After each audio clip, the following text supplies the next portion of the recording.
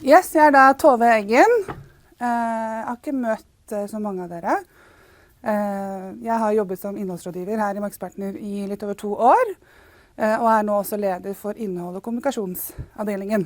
Så vi jobber jo primært med kundene våre for å løfte fram innholdet i markedsstrategien. Jobber selvfølgelig spesielt mye med inbound, men alt vi måtte trenge innenfor innhold og kommunikasjon og tekst jobber vi med for våre kunder. Gjerne legg meg til på LinkedIn hvis dere vil. Kommer på slutten også. Det vi skal se litt på i dag er jo da paid ads, inbound marketing og innhold. Og jeg synder veldig i denne presentasjonen. Jeg bruker veldig mye stammeord. Veksler mellom engelsk og norsk. Jeg tillater oss det for at vi er en stamme, vi er høgg. Så da er det liksom innenfor. Men hvis det er noen ord jeg sier som ikke gir mening, eller jeg har funnet opp ordet, det kan også skje, rop ut. Men jeg tenkte vi skal ta en titt på først den teoretiske biten og litt den praktiske biten. Egenskapene som knytter inbound til paid ads.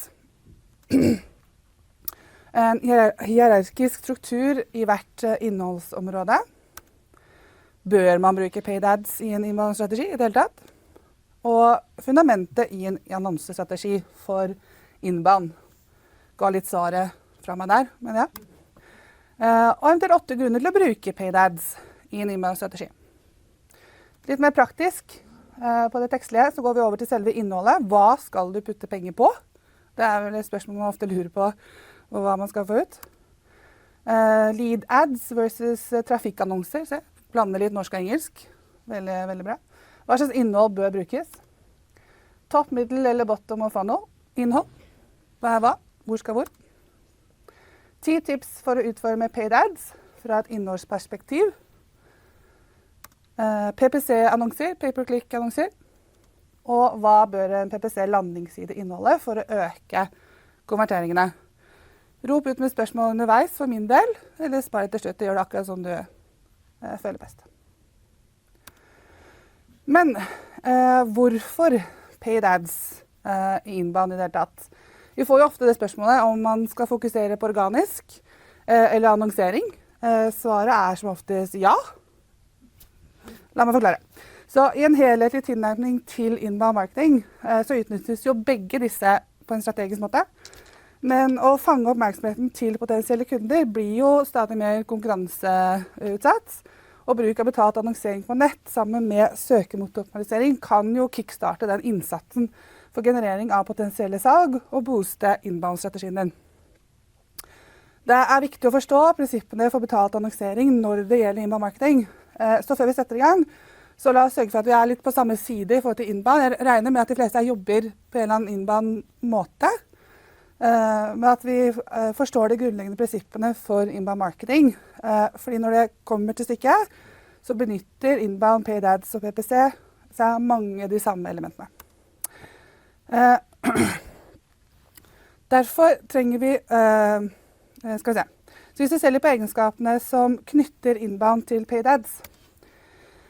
En inbound-strategi går ut på å oppnå synlighet i søkemotorer og sosiale medier som driver trafikk til egeneide digitale flater, konvertere denne trafikken til leads, og deretter konvertere disse leadsene til kunder. Det er det vi er ute etter.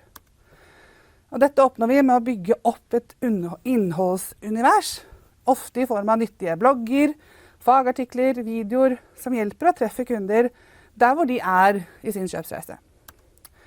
Innholdet baseres derfor på identifiserte søk, altså nøkkelord, spørsmål, behov som målgruppen har i de 3 hovedfasene i kjøpsreisen sin, altså da TOFU, MOFU og BOFU, innenfor erkjennelsesfasen, evalueringsfasen og beslutningsfasen. Derfor trenger vi å produsere innhold som passer inn i toppen, midten og bunnen av kjøpstrakta, hver for seg, til hver person helst, hvis du har flere, og ofte for hvert forretningsområde. Så det blir en del innhold, og det blir et univers som du skaper, og du må forvalte og ha en strategi for hvordan du skal løfte frem. Så hvis vi ser på den hierarkiske struktur, det er en kaffekake i hvert innholdsområde. I de forskjellige fasene i kjøpsreisen så har vi viss type innhold som må til for å treffe det kunden tenker på. I erkjennelsesfasen, altså top of funnel, så trenger vi innhold som svarer på spørsmål, problemer, utfordringer og muligheter som en potensiell kunde vil formulere når han eller hun er i ferd med å bli oppmerksom på et behov. For det kunden tenker for eksempel, jeg har vondt i kneet, hvorfor har jeg vondt i kneet? I evalueringsfasen så bør innholdet svare på spørsmål som potensiell kunde har når han eller hun blir kjent med sitt behov, har satt ord på det og valgt å prioritere å gjøre noe med det og søker nå etter løsninger. Kunden tenker kanskje behandling for strukket leddbånd. Den har gjort litt research, funnet ut at grunnen til at den hadde vondt i kneet var at den kanskje har strukket leddbånd. Nå trenger jeg behandlingen for det. Så i beslutningsfasen så trenger vi innhold som hjelper en potensiell kunde å finne beste løsning, hjelper kunden å forstå at løsningen din kan være den beste. For kunden nå kanskje spesifikt ute etter en naprapat i Sarpsborg. Kanskje de har funnet ut i sin evalueringsfase at det naprapat som det beste behandlingen for et strukket leddbånd. Gir mening? Ja. Så bør man alltid bruke paid ads i en innholdsstrategi. Det korte svaret ja. Det litt lengre svaret absolutt. Men det enda litt lengre svaret ene og alene så kan man ikke forvente resultater fra en innholdsstrategi før etter, vi sier ca. 6 måneder etter oppstart. Og først da det nok data å innhente for å kunne analysere fremdriften, gjøre nødvendige justeringer på det dere har skapt og laget og innhentet. Og det samme gjelder for organisk synlighet i Google. Hvis noe slår an, så tar det typisk 6 måneder før det kommer opp i søk. Finnes unntak, selvfølgelig. Vi har vært med på flere av de, men det på en måte standarden. Og derfor trenger jo innholdsstrategien drahjelp fra paid ads og paid search, samtidig som det er mulighet for konvertering og salg fra start. For det klart, vi gidder jo ikke å vente i 6 måneder hvis vi kan få salg neste uke, eller konverteringer i hvert fall neste uke. Så spesielt i startgropa så vil en always on-kampanje, hvor innhold byttes ut og rulleres med relativt faste intervaller, nødvendig for å bygge opp mailinglister, spre ordet raskere enn det Google klarer å indeksere og rangere det nye innholdet som du har, og raskere nå til disse lavthengende fruktene, nemlig kjøpeklare kunder med bottom of funnel innhold. Derfor det ofte at vi også begynner med bottom of funnel innhold, for å på en måte ha det innholdet klart for de som allerede klare. Den veien kortere enn de som lurer på hva de trenger. Vi må først nå de som vet hva de trenger, mer eller mindre. For bedrifter med en mer etablert innbound-strategi, at de har holdt på en stund, og de har en fyldig mailingliste med bloggabonnenter og gode rangeringer i Google, og jevnlige backlinks og høy organisk reach via sosiale medier, så vil man kunne slippe unna paid ads. Men for å opprettholde jevnlig påfyll av kontakter og engasjement rundt innholdsuniverset, så det likevel å anbefale å alltid ha en viss form for always on-kampanje. Her har vi et eksempel på det, en relativt nylig artikkel. Så vi ser, den når jo ut i en ganske fersk oppstart også for en bedrift. Den har en liten mailingliste, så den får jo organisk, gratis i gåsehudene, trafikk derfra. Den får også fra other campaigns som satt opp. Den har fått noe direkte. Har allerede fått opp litt organic search, og også fått viss spredning av organic social. Men i forhold til paid social, så ser vi at det der hoveddelen kommer fra. Og det viktig at vi ikke glemmer hvor mye boost vi kan få fra paid social. Og når vi jobber med det på korrekt og systematisk måte, så går jo også prisen ned og kostnaden ned.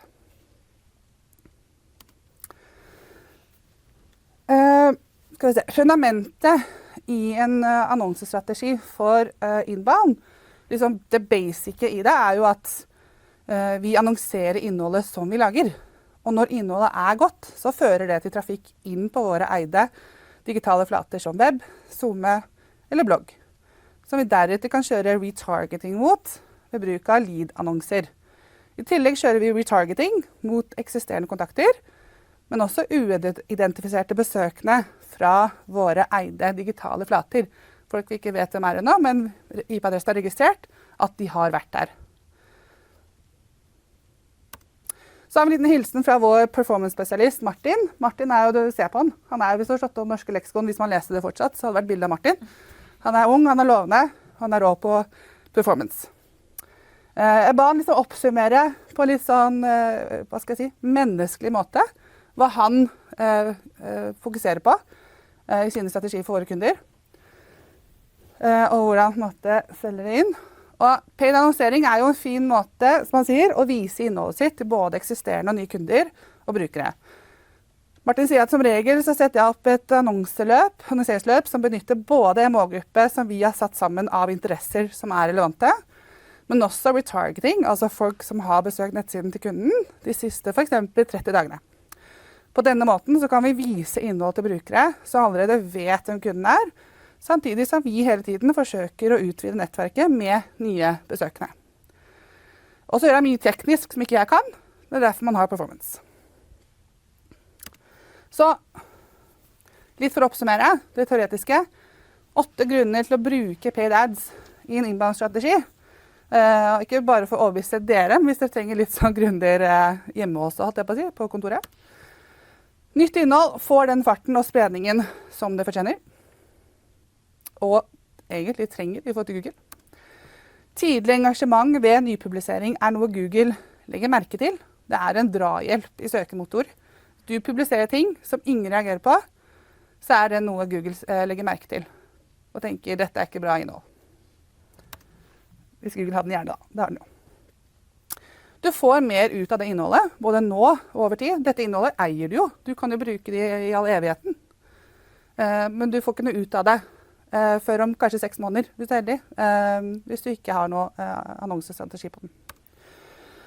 Gammelt innhold for en ny seiersrunde. Det ser vi jo ofte, at innhold som har slått an veldig bra før, drar vi jo fram på nytt og på nytt og på nytt. Det en viktig del av det vi kaller republiseringsstrategi, for eksempel. Løfte det fram igjen. Trenger ikke å finne opp hjulet på nytt, men vi trenger å være relevante. Og paid ads i form av lead ads sørger for jevnlig påfyll av nye kontakter, og det jo essensen selvfølgelig, i en inbound-strategi. Paid ads nødvendig og svært effektivt. Og spesielt ved retargeting, som en viktig del av inbound. Og det også viktig, for du kan jo treffe noen med en paid ad, som da kommer inn på dine flater, som ikke konverterer, ikke registrerer seg.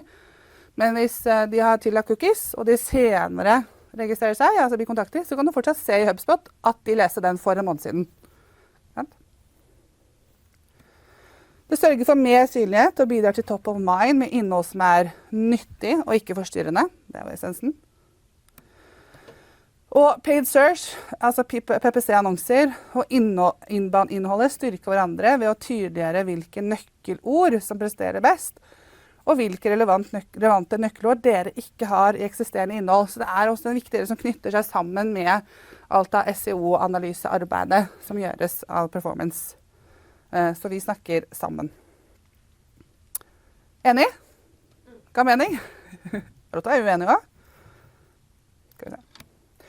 Så litt mer det praktiske da. Selve innholdet, hva skal du putte penger på? Hvordan skal det se ut? Hva skal vi tenke på i forhold til tekstene og kommunikasjon rundt det?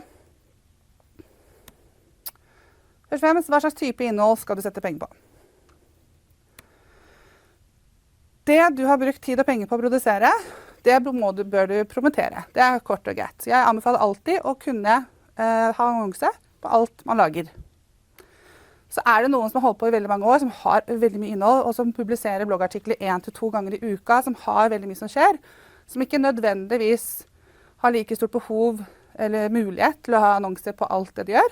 Men i utgangspunktet, spesielt i en oppstart, la alt du lager få en boost, spesielt i starten, og kom gjerne tilbake til dette hvert. Fikk du ikke mulighet første uka, andre uka, tredje uka, sett en boost på dette hvert. Når jeg sier boost, så mener jeg ikke fremme på Facebook, men det kommer jeg tilbake til. Annonser som ikke fungerer, de justeres eller slås av først og fremst. Men husk at selve innholdet fortsatt kommer til å leve videre i en inbound-strategi via Google, marketing automation, workflow, salg, kundefølging og så videre. Og det jo den viktigste biten som vi ofte jobber med kunder med, å forstå at content marketing for eksempel, det en teknikk som vi har innenfor inbound, hvor vi lager en tekst, et innhold, som har sin funksjon, men den er ikke bare for å bli publisert og lest den dagen. Den skal leve på veldig mange metoder innenfor innbound. I en oppstartsfase bør alt innhold som er en del av innbound-strategien gå inn i en annonsestrategi, always on-kampanje, med et gitt antall annonsesett kjørende samtidig. Gjerne en trafikkannonse og en lead-annonse, som bør være minimum. Så vi alltid sørger for både trafikk og leads-generering. Trafikkannonsen i seg selv, kommer litt til det også, er ikke der hvor konverteringene til leads skjer. Det er leads-annonsen som sørger for det. Når du er over i en etablert fase, så bør følgende innhold vurderes for trafikk. A. Innhold som genererte mye trafikk fra start, altså fra startblokka så slo det an i sosiale medier, slo an i bloggmailene. Den ble konsumert godt, helt fra begynnelsen. Dette burde du vurdere i trafikkannonsene å bruke. Og B. Innhold som fikk en dårlig start. Rett og slett så ikke dør i Google. Igjen, skru av hvis annonsen heller ikke funker. Det kan være en sjanse for at måten den ble delt organisk på, måten den ble sendt på mail på, de tekstene som er brukt, kan man justere og oppdatere i annonse, sånn at den fungerer bedre. Og følgende for lead-annonser.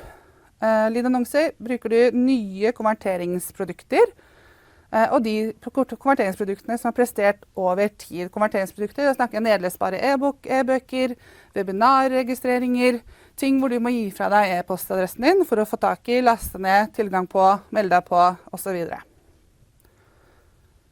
Er du med på den? Ja. Og så er det ikke sikkert at lead ads som har generert flest kontakter, og dette er litt viktig, har generert den type kontakter som dere trenger akkurat nå. Eller i det hele tatt, ikke sant? Så det er ikke alltid at stjernelaget som bare har dratt masse trafikk, skaffet masse kontakter, faktisk var det dere var ute etter. Så vær litt obs på det også. At det vi kaller for vanlige annonser i forhold til ROI, det er i forhold til return on investment, vanlig outbound markedsføring kan kanskje skape veldig mye trafikk, men du får kanskje veldig få konverteringer, du får kanskje få kvalitetsleads.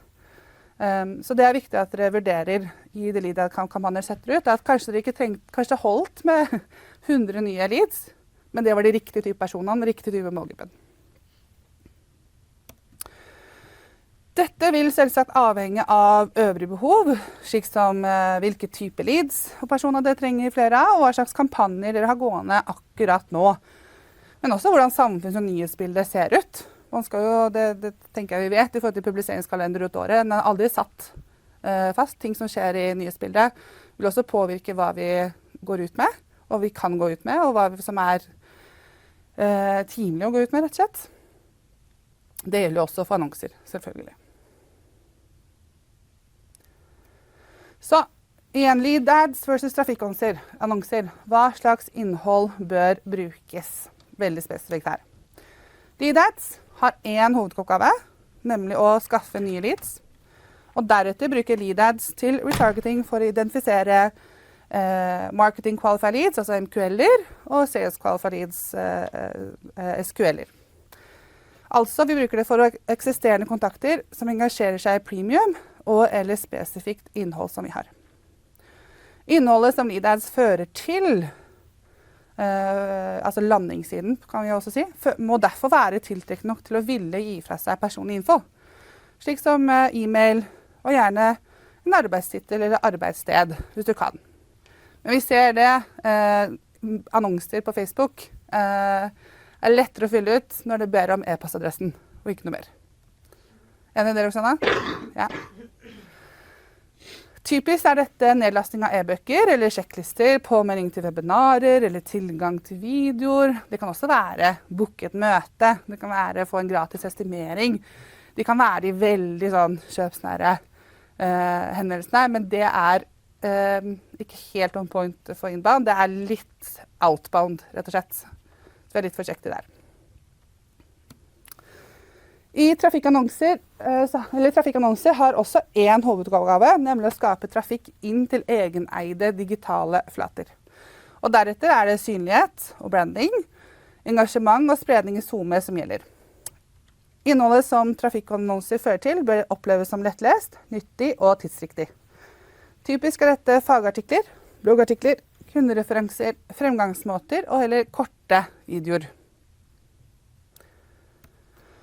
Så topp, middel eller bottom of funnel innhold. Uansett om det er tofu eller bofu-innhold, så vil både lead ads og trafikkannonser kunne fange opp intensjonen til leadet. Likevel så brukes top of funnel-innholdet ofte for å tiltrekke nye bloggabonnenter, mens bottom of funnel-innhold oftere benyttes i en retargeting-strategi. 10 tips for å utforme paid ads fra et innholdsperspektiv for å oppsummere der. Tekstene som benyttes kan ofte være relativt like, altså i paid og organic, men kjør gjerne den organiske posten først, og analyser hvor godt den slår an før du bruker den samme eller justerer for en paid ad. Benytt bemerkelsesverdige ord. Husk at vi er jo blinde for annonser, men behold bedriftens tone of voice fra organisk til paid selvfølgelig, selv om den kan være noe mer uformell på sosiale medier. Clickbait funker. Du vil aldri tro, se hva som skjedde, ikke sant? Se her. Men det funker for trafikk. Men det kan være døden for de tallene du da får ut fra selve innholdet. For hvis du får trafikk ut som ikke matcher det som er på innsiden, og folk stikker med en gang, så går jo bounce raten opp. Du får lite CTA-klikk, og det ser ut som at innholdet presterer dårlig fordi du har hatt en paid ad som har vært feil. Så innholdet skal alltid svare på eller matche annonsetekst og titel. Vi driver ikke med lureri på disse. Skriv til en person, ikke til en bedrift. Dette er ting man hører oftere og oftere selvfølgelig, men det er rett og slett husk at du er på sosiale medier. Det betyr ikke at vi tenker å late som at vi ikke vet at de jobber i en bedrift. Det prøver ikke å lure noen der heller, men at vi har lov til å være litt mer du og oss og vi. Si det som er viktigst først. Don't save the best for last. Løft opp det som er showstopperen, det som er det gullet i det du deler. Ikke bare sånn at det ikke blir jevnt under, se mer, les mer folden, men at man også er det man stopper opp på først. Rediger. Teksten skal ikke være for lang, den skal ikke være for vanskelig, og den skal helst ha ingen feil i teksten. Noen på kontoret, uansett om dere er flere i markedsavdelingen eller ikke, kan også lese tekster. Bare lener dere litt på hverandre der. Det går så fort unna, og alle har skrivelefer. Bruk redaksjonelle manøvrer, slik som sitater, tilknytning, sånn som alder, sted, navn. Jo mer sånne knagger man kan henge på for å få litt den personaliseringen, jo bedre. Men også newsjacking. Ikke sant? Forventes mye regn i sommer, hva med overvannet? Dyre strømpriser, varmepumper, ikke sant? At man er litt på hva som skjer i nyhetsbildet, for hva slags tekster man bruker. Så lenge det er behjelpelig og ikke en negativ tone. Bruk emojis. Ja. Men først og fremst, ikke for å være kul, selvfølgelig, fordi det er eye-catching. Det gjør at man stopper opp. Man forveksler det mer med noe personlig enn noe annet. Og det er veldig få bedrifter som ikke kan ty til emoji. Det gjelder bare å finne den riktige. Siri, vår innholdsprodusent, store deler av hennes dag går med til å finne den perfekte emojien. Og det funker som fy. Vi AB-tester det med og uten emoji. Riktig plassering, helst på slutten. Ja. Og helst ikke 10, bare fordi du fant 10 som matcha. Ha en tydelig CTA, call to action. Les mer, lær mer, last ned, i dag, nå, kjøp, prøv, og så videre. Vi ser at CTA som er ganske tydelig at straight to the point funker bedre enn litt mer obskure, litt sånn, lurer du på, litt sånn milde. På annonser, kjør på. PPC-annonser raskt her på slutten. Det er bare 4 sleder igjen, bare raskt. Pay-per-click. Gode annonsetekster fører til klikk på PPC-annonsen din. Og i likhet med nøkkelordene som du velger, så må annonsen derfor treffe søkerens intensjoner. Altså du må gi søkeren nøyaktig det de leter etter, og sørge for at det er tydelig gjennom de ordene som du bruker. Søkeannonser består av en overskrift, av en URL, og en kort metabeskrivelse. Så pass på at alt dette er oppdatert på websidene, på sidene du bruker, at det kommer fram på den måten du ønsker det. Når vi googler på inbound, så får vi selvfølgelig opp annonser fra markedspartner først. Og en beskrivelse som både innenfor inbound-sfæren, men også som gir inntrykk av at det top of funnel. Du ute etter bare mer generell informasjon. Du ikke ute etter å bare booke noen i dag. For å få mest mulig ut av plassen som du har til disposisjon, sørg for at annonseteksten gjør følgende i PPC. Snakk direkte til målgruppen og personene din. Få med hovednøkkelordet som du byr på. Selvfølgelig, få det med flere steder. Legg ved en handlingskraftig CTA, enten i starten eller i slutten, slik at søkeren vet hva hen skal gjøre videre. Gjør tilbudet tiltalende. Bruk språk som samsvarer med landingssiden din, at de spiller på lag, og AB-test teksten, selvfølgelig. Samme her, når vi googler på kundereise, så var det også opp annonser fra markedspartner, og som litt mer to the point i forhold til hva de fleste søker for kundereise, både hva det men også hvordan de kan integrere det selv i sin bedrift. Best practice for landingssider. Det viktigste elementet i PPC etter annonseteksten din at landingssiden du sender leads til etter at de har klikket på annonsen din, at denne siden må være svært målrettet, relevant for annonsen, levere det som lovet, og presentere en sømløs opplevelse. Hvorfor? Fordi poenget med landingssiden din å konvertere den nye besøkende til en potensiell kunde. Og ikke bare det, men en landingsside med høy konvertering, og dette viktig, vil forbedre din quality score i Google. Og føre til bedre annonseplasseringer. En landingsside som presterer dårlig, det døden for ROI fra PPC-annonser. Google vil rangere deg dårlig. Så igjen, ikke noe clickbaits her. Behold de så lenge som mulig på siden, og at de går fra denne siden videre til en annen side hos deg. Det det Google ser etter. Hva bør en PPC-landingsside inneholde for å øke konverteringene? En sterk overskrift som gjenspeiler søkeannonsen din, rent design og layout, responsivt skjema som enkelt å bruke med en tydelig CTA-knapp, tekst som veldig spesifikt og relevant for nøkkelordene dine, en presentasjon av tilbudet som lovet i annonsen din, AB-test av siden. Det var det. Det var klokka litt over det. Så jeg presterer nå. Spørsmål selvfølgelig. Vi kan ta det nå. Vi kan ta det direkte med meg. Det litt sånn det vil. Håper det var litt praktisk. Og så jo tekst mye. Og vi jobber med. Og liksom det setter seg ned og skrive tekster i innlegget i det hele tatt. Jo en kunst i seg selv. Men vi har disse hengepunktene, eller knaggene. Og litt som en huskeliste for seg selv. Så kommer man langt med det også, tenker jeg. Hvis ikke det var spørsmål, så tenker jeg vi sier takk for i hvert fall meg. Jeg tror også oss. Takk for oss, ja. Hvis dere har et mobile device, så kan dere for all del bruke det for å legge meg til på LinkedIn. Veldig søtt at Maggie spurte oss om jeg tror du alle har en smartphone. Jeg tror det. Tror du de har hørt om Kahoot? Jeg tror det. Det ikke norsk? Good morning, everyone. It's great to see you all. Thanks for coming and thanks for the lovely introduction that I didn't understand, but it's so great to see you. I'm really excited to chat you through the HubSpot platform itself, how to connect your ads and how to run campaigns and target audiences in HubSpot, and Tove is going to talk a little bit more about the content side of things and strategy. So a little bit about me.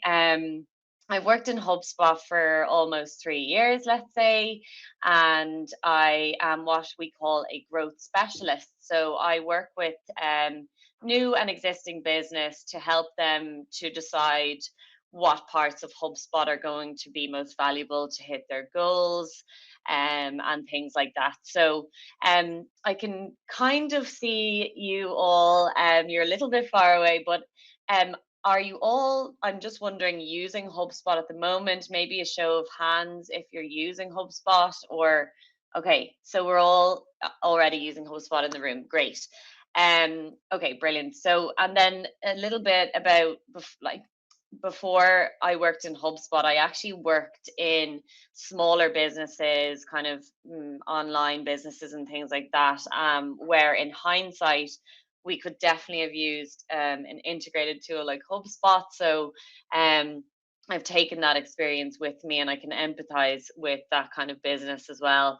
Apart from that, I am also a life and workplace coach, and I don't only just help businesses to realize their goals, I help people to realize their goals as well.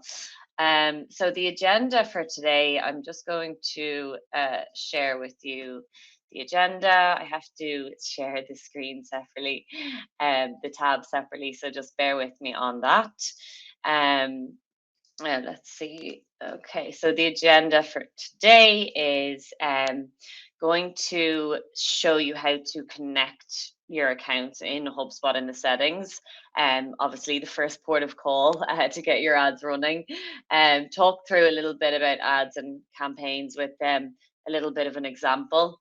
And then I'll talk through some of the results and reports as well.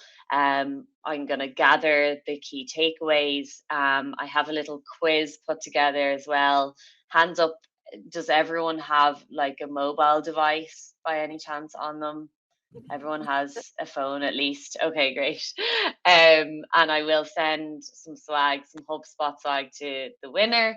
And then at the very end, I'll hopefully leave a couple of minutes for questions. And if there's something I can't get to, or I don't have the answer, I'll put it in my question parking lot and we'll circulate a document for everyone afterwards. Sounds good? Yeah. Great. Okay. Okay, perfect. So now I'm going to jump into the tool itself, and let's just go back here. So I'm going to open up here on a reports dashboard. So this is kind of like, it's just the home page of HubSpot, let's say. You set this up whatever way you want to see it when you enter the portal. But for the purpose of the demonstration, I just want to show you where the settings are. So they're up here in this cog. Now this is where you need to go to initially. Oh, is it black? The screen is black. Apologies now. So let's see. I can see it on my end, so let's just try again. I'm just going to rejig this and we'll go back. Reports dashboard, perfect. And share. Now hopefully this works. That should be showing, no? No. Okay. You're just seeing a black screen, is it? Can I see? How can you? You can just turn it. It was showing Yeah. in the beginning. Yeah. Oh, there. There we go. Yeah, perfect. Okay, great. So just when I log into my HubSpot portal, I like to have a couple of dashboards, and I'll come back around to this. But for the demo, I just want to show you how to access your settings, to actually connect your your accounts. So it's this little cog here. If I just click into that, it'll take me to settings. Can you still see? Yep. Perfect. So if I scroll down on the left hand side here and I go down to my marketing tab, I'll open that up and go into ads. It's so simple. It's so straightforward to follow, which it's just great. But if you can see here, we use this account a lot, so we already have our Facebook, Google, and LinkedIn connected. But if you just go up to the top right hand corner here and click connect, it'll show you your ad networks. They'll populate here, and essentially literally just click into it and it'll redirect you to your Facebook, Google, or LinkedIn account to log in and just check a few boxes, and then it'll redirect you back here, and you can make sure everything is in line. Now, one thing to note here is the auto tracking. This is turned on because the HubSpot will track all of your ads automatically, so you don't have to install a load of different codes or pixels. HubSpot does that all for you from the platform, because managing a lot of different pixels can get a bit clunky and awkward and slow down your system. So just to keep that in mind as well. So I'm going to hop back into this. I'm going to hop back into this this dashboard, because I'm just going to talk through a little example of an ads campaign. And the reason I'm going to do that is because I really want to show and drive the value that building campaigns that convert, it should be easier. Just, I'd like a show of hands if you've worked perhaps in a business where, you know, you couldn't see maybe the conversion rates, and I'm talking of clicks to contacts and contacts to closed won deals or revenue. And are you doing that now in HubSpot, and can you start seeing the benefits of that already?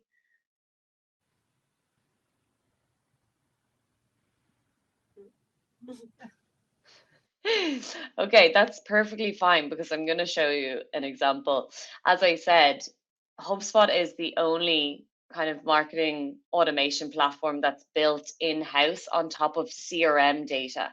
That's important to remember. It's built on top of a CRM platform, which means not only are the campaign tools in one place, but the customer data is as well.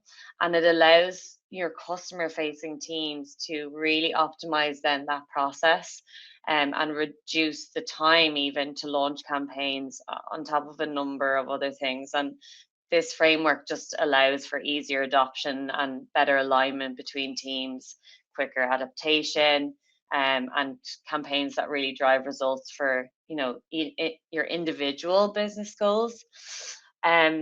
So the campaign tools in HubSpot really give your marketing team and your whole team really everything they need to build, manage, and collaborate on campaigns from one central place. And I'll go into that. And all of your assets are there, orchestration and reporting built inside it. So engaging your audience through aligned campaigns ensures that you really speak with one powerful voice, propelling your customer along their journey and reducing friction and delivering results on the goals that matter.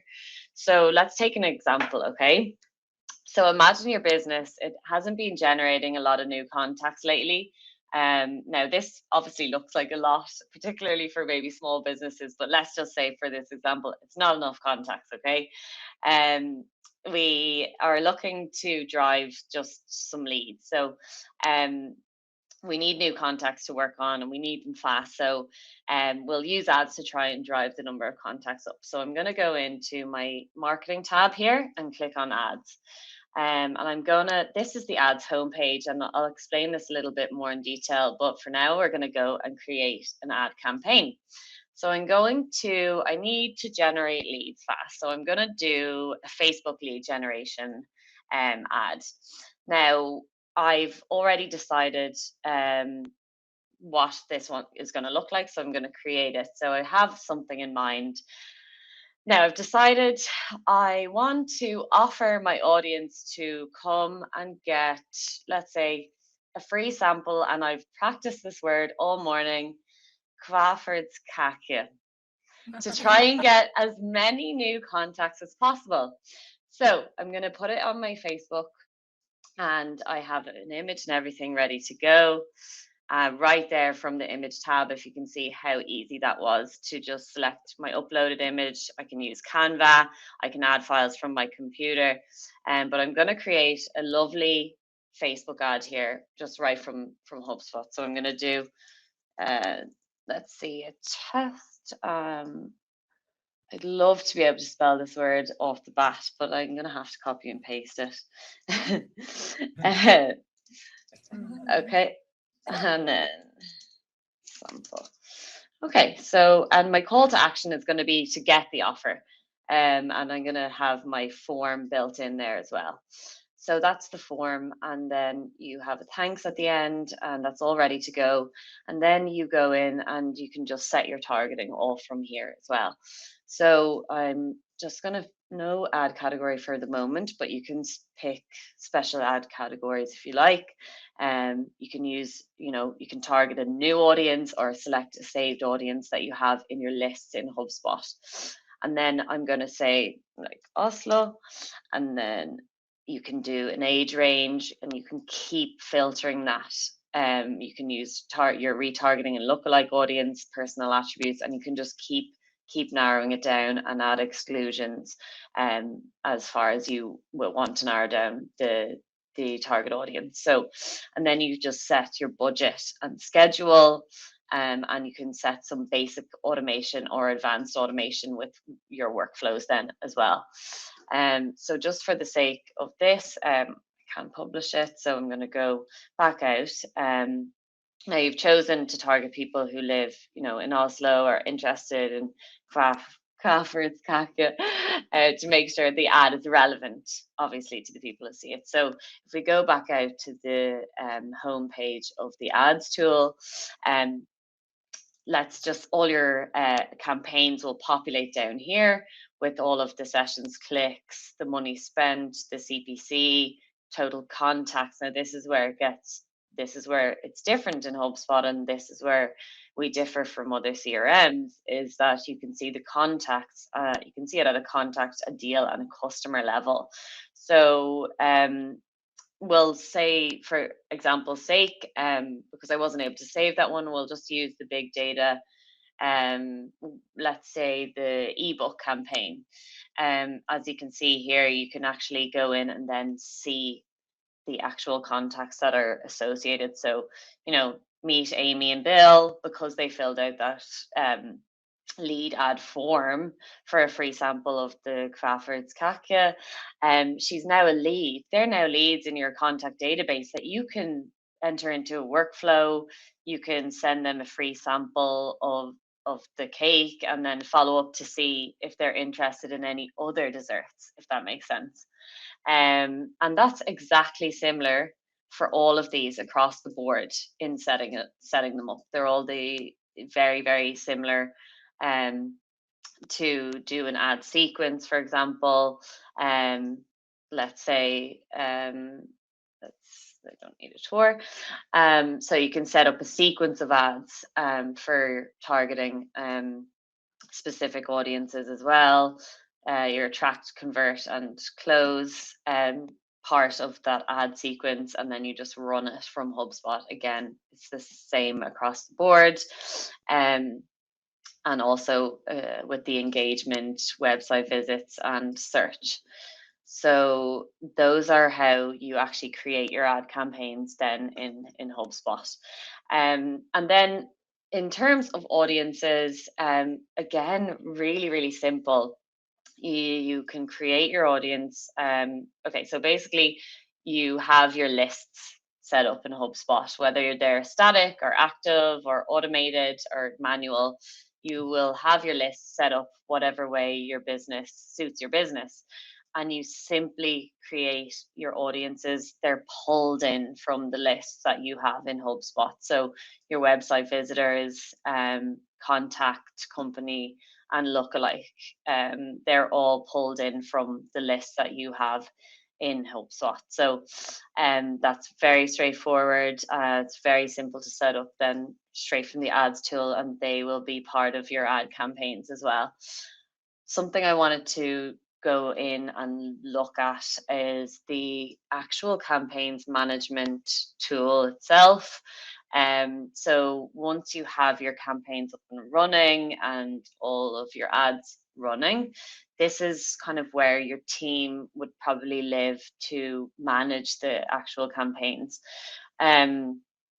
You can see here, the upcoming ones, things that are starting this quarter, what's recently created, or you can use filters to add any view that you need to see quickly for the business. And what's great about this is you can actually manage it from a calendar view as well. Now, this is very useful. It's very useful to just see and plan and forecast for the business, and you can see it monthly, weekly, you can see daily, and I like this view, the list view, because it's really clear to see all the events that are happening.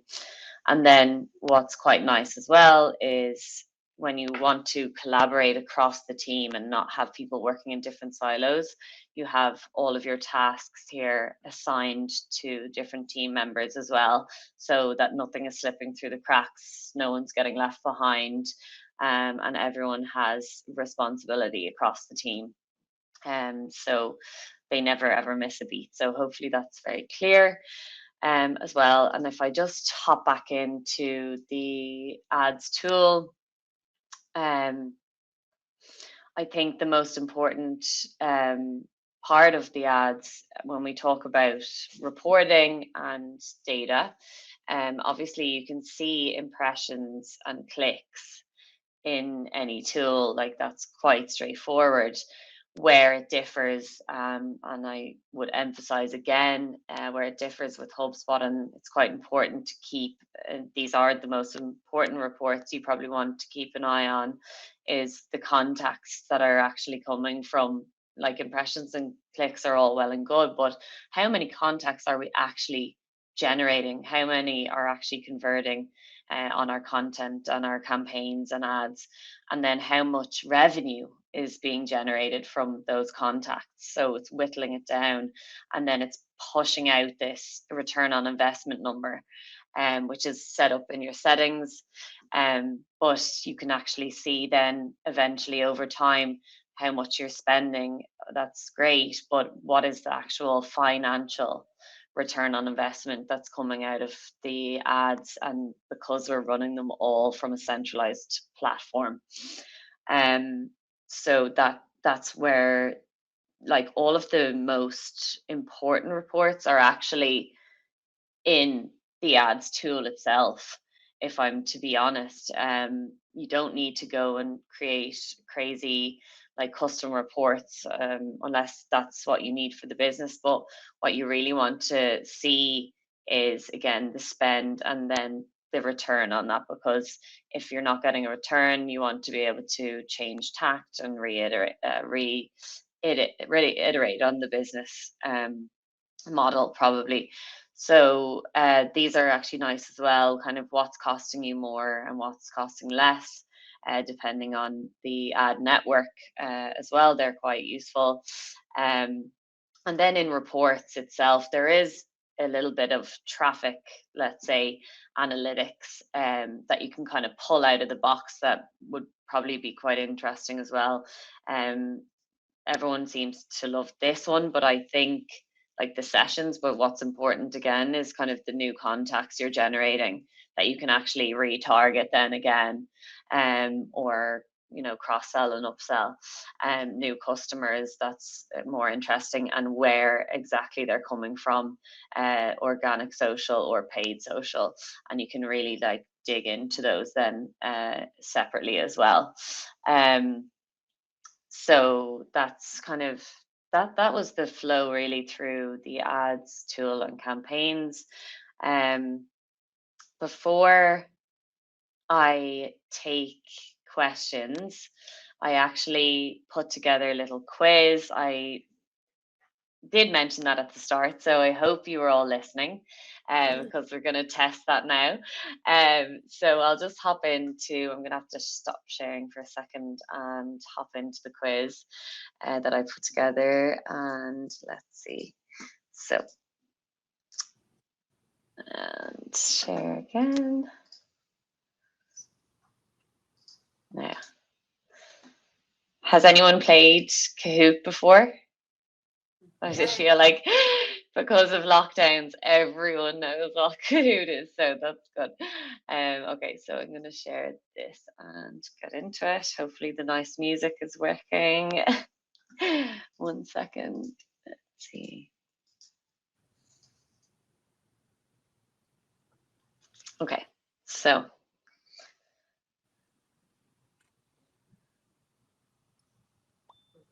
there we go. Is that too loud?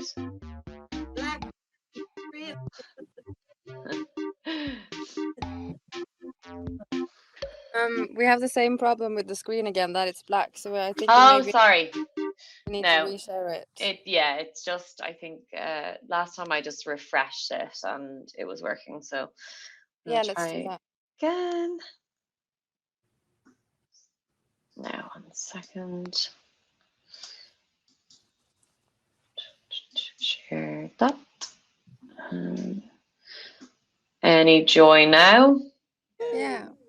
Oh, great. Fabulous.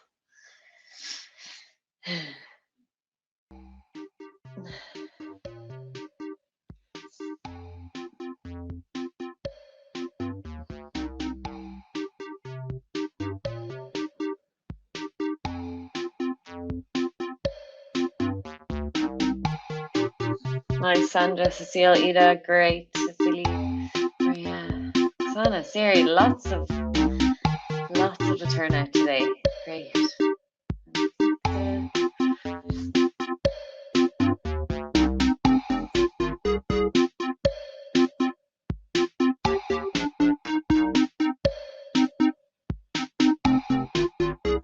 Do we have everyone? Okay, I'm gonna go ahead anyway. Or is there anyone who's stuck? Shall I go ahead? Yes.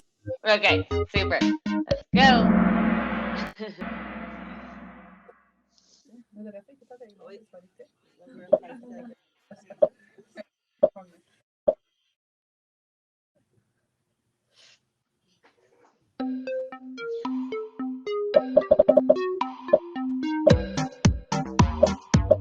A little bit of an easy one.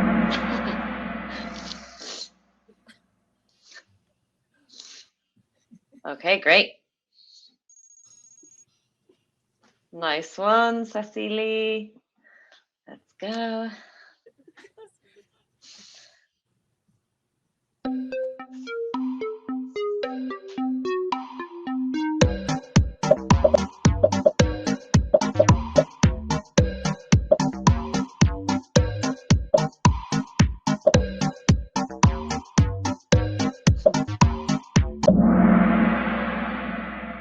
Good job.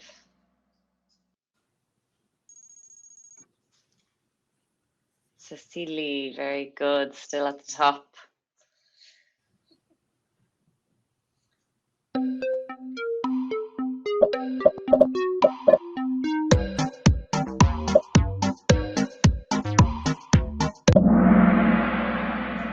Brilliant. You're all listening to that part. That's good. Let's see. Cecily. Oh no! Well done, Sandra. She's getting to the top.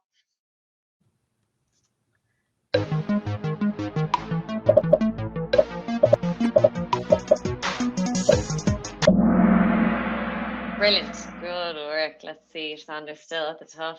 Mark. Yeah, very good, very good.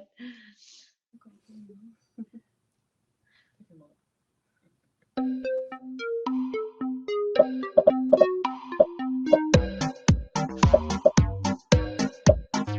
suppose this could be subjective, but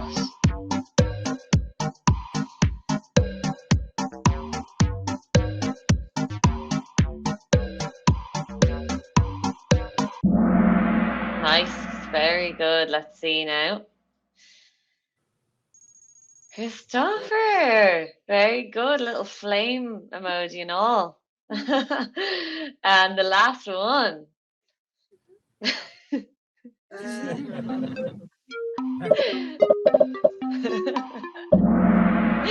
That didn't take long, did it? Wow. Very good, very good. Okay, let's see who's the overall winner.